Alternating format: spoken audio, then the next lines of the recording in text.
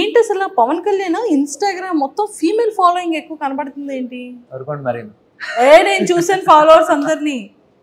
అయ్యా నాకు అంత లేదండి బాబు. రాజు గారు మీరు హ్యాండిల్ చేస్తున్నారు కదా, ఫాలోవర్స్ అందరూ అమ్మాయిలు ఎక్కువ ఉన్నారా అబ్బాయిలు ఎక్కువ ఉన్నారా? ఏం చెప్పారు? లేదు నేను నాకు ఎవరికి రాలేదు, నా వరకు అయితే ఎవరు రాలేదండి. నేను నిజంగా ఊరుకోండి, అమ్మాయిలు అందరూ ఫాలోయింగ్ ఎక్కువ అవుతుందంటే ఏంటి సంగతి? నేను చిన్నపిల్లండి మేడం, 23 కదా నాకు. ఇంకా లేదు హోప్స్ నన్ను బతకనివ్వండి మేడం. అమ్మ బాబాయ్ ఏదో వాళ్ళ అభిమానం, సపోర్ట్ చేస్తున్నారు కదా, మనం ఎంకరేజ్ చేయాలి కదా. జస్ట్ అభిమానం అంతా బాగుంది కానీ ఏదో హోప్ పెట్టుకున్నారు. అంటే అభిమానం, మీ గేమ్ మీద చాలా హోప్ పెట్టుకున్నాం, మిమ్మల్ని ఎంకరేజ్ చేస్తున్నాం కదా, సపోర్ట్ చేస్తున్నాం కదా. గేమ్ మీద ఇతని మీద గేమ్ మీదే గేమ్ మీదే గేమే గేమే. మన లిస్ట్ లో ఎవరైనా గర్ల్ ఫ్రెండ్, అబ్బాయి, మ్యారేజ్, ప్రపోజల్ ఏదో ఉంటుంది. ఏ ఆర్మీ బిఫోర్ వరకు లవ్ స్టోరీ ఉందని విన్నానే. అది ఉంటే బ్రేకప్. అది బ్రేకప్ ఎలా? అది మొత్తం చాలా పెద్ద స్టోరీ అండి బాబు. అది పెద్ద స్టోరీ అయిందండి బాబోయ్. ఎందుకండి? అంటే స్టోరీ అంటే ఏముండదు.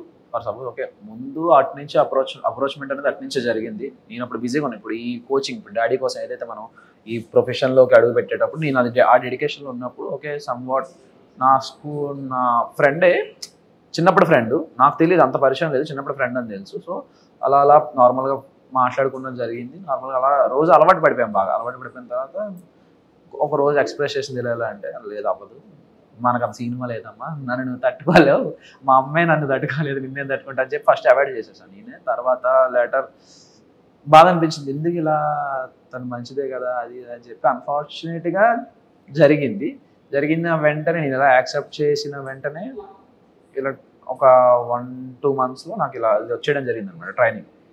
సో నేను ట్రైనింగ్కి వెళ్ళిపోవాల్సి వచ్చింది. వెళ్ళిపోయిన తర్వాత కూడా బాగానే ఉంది. తర్వాత మధ్యలో ఏమైందో తెలియదు, మెసేజెస్ లేవు, కాల్స్ లేవు. సో అది కూడా ఒక నా తప్పలేండి. అంటే తప్ప అంటే నా బ్లండర్ ఏమైందంటే, నేను ఒకరోజు లీవ్కి వస్తున్నా, ట్రైనింగ్ మధ్యలో ఒకరోజు లీవ్కి వస్తుంటే, సో కలవమన్నారు, ఇలా కలవండి మా ఇంట్లో వాళ్ళని, ఇలా మా మావయ్యని కలువు అని అంటే, నేను ఓకే దాన్ని ఏమైనా కలుద్దాం ఓకే అని చెప్పి కలుద్దాం అని చెప్తే, ఆవిడ ఆ రోజు నేను ఫ్లైట్ నైట్ దిగితే, ఆ రోజు నైట్ టైం అయింది కదా, వద్దు బాబు అన్నాడు. తర్వాత మరుసటి రోజు నాకు ప్రాక్టికల్ ఎగ్జామ్స్ ఉన్నాయి, ఆ ప్రాక్టికల్ ఎగ్జామ్స్ చూసుకొని అది కూడా 6-7 అయిపోయింది. 6-7 అయిపోయింది. ఇప్పుడు అక్కడ నుంచి 50 kilometers డ్రైవ్, నైట్ 9 అయిపోతుందమ్మా, రేపు మార్నింగ్ రా అంటే, ఓకే సార్, నాకు మార్నింగ్ నైట్ అదే రేపు ఆఫ్టర్నూన్ నాకు 3కి ఫ్లైట్, నేను మార్నింగ్ వచ్చి మిమ్మల్ని కలుస్తానని చెప్పి మార్నింగ్ రెడీ అవుదాం అనుకుంటే, సో అక్కడ వెదర్ నాకు ట్రబుల్ ఇచ్చింది అనమాట. అక్కడ కలకత్తాకి వెళ్ళాల్సిన ఫ్లైట్ వేరే సమ్ సోర్సెస్ వల్ల ఫ్లైట్ ప్రీపోన్ లా అయింది. సమ్ టైమింగ్ సరిగ్గా నాకు కనెక్ట్ అవ్వాలి, సెట్ అవ్వకపోవడం వల్ల నేను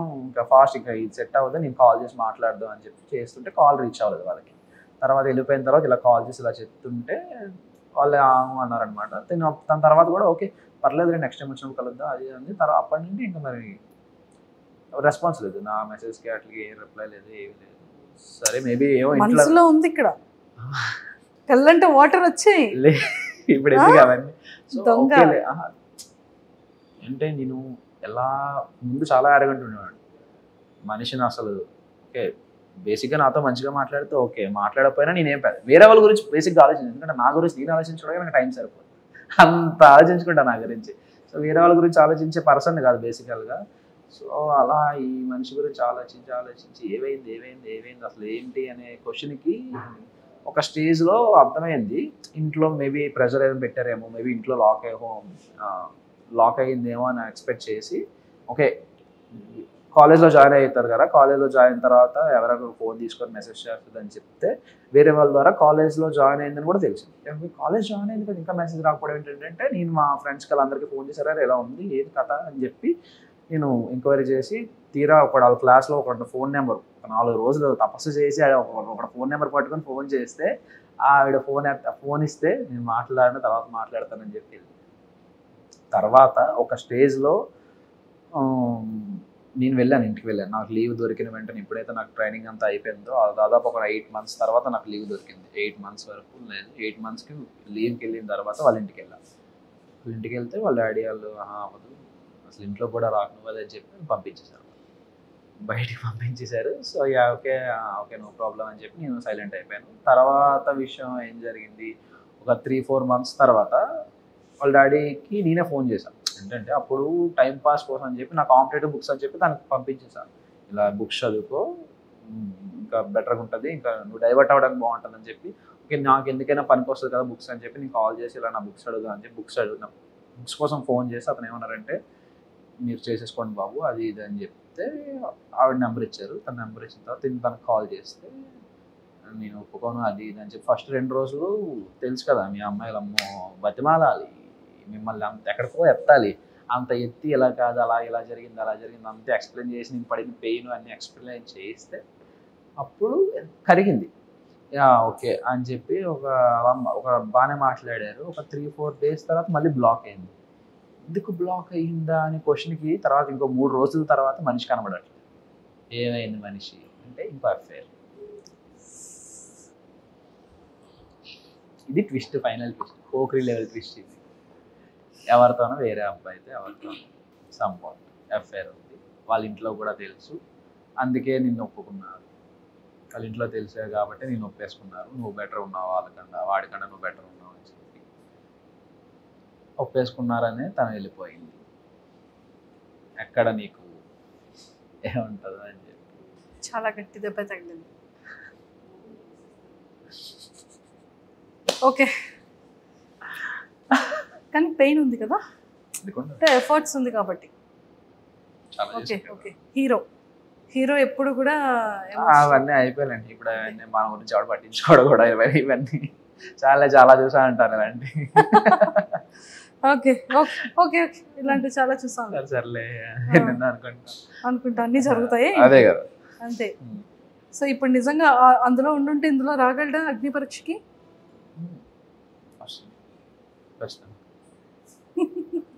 super. Whatever past is past, కానీ ప్రెసెంట్ ఎంత బాగుంది.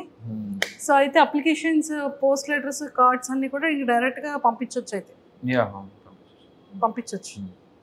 ఎవరికి పంపిస్తారు చూసారా, ఇది కదా ఆన్సర్ వచ్చింది. అందరికి అందరూ సెన్స్ లో ఉన్నారు కానీ మా నోడు పంపించు. నేను ఇంకా అప్లికేషన్స్ అదేవేనంటే ఇంకా లీవ్ లోనేమో ఇంకేమైనా లీవ్ అప్లికేషన్స్ అనుకుంటున్నా నేను.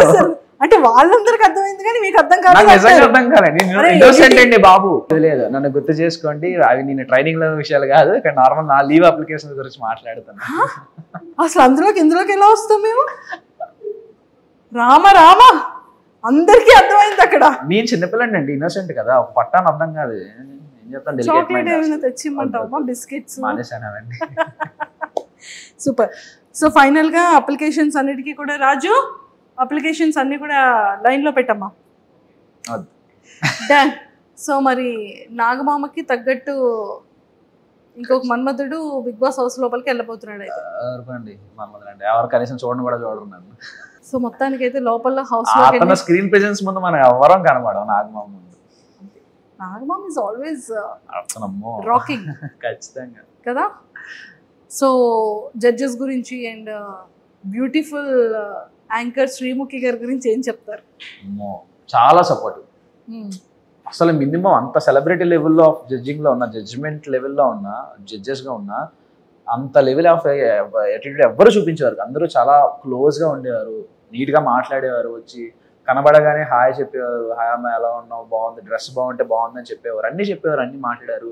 శ్రీముఖి గారు అయితే పక్కకు వచ్చి కూర్చొని అన్ని మాట్లాడారు, అన్ని చెప్పారు. అదే ఇలా కాదు, ఇంకా బెటర్గా ఉండండి, ఇంకా బాగుంటుంది, మీ ఫ్యూచర్ బాగుంటుంది, మీకు అందరికీ ఛాన్సెస్ వస్తాయి అని చెప్పి శ్రీముఖి గారు కూడా మంచి మాకు అందరికీ బూస్టప్ ఇచ్చేవారు. ఏమాత్రం ఎవరు ఏదైనా టాస్క్ ఏదైనా ఫెయిల్ అయ్యి డల్ అయినా వెంటనే సపోర్ట్ చేసి ఇలా కాదు నువ్వు ఇంకా బెటర్ చేస్తావు అని చెప్పి సపోర్ట్ ఇచ్చి.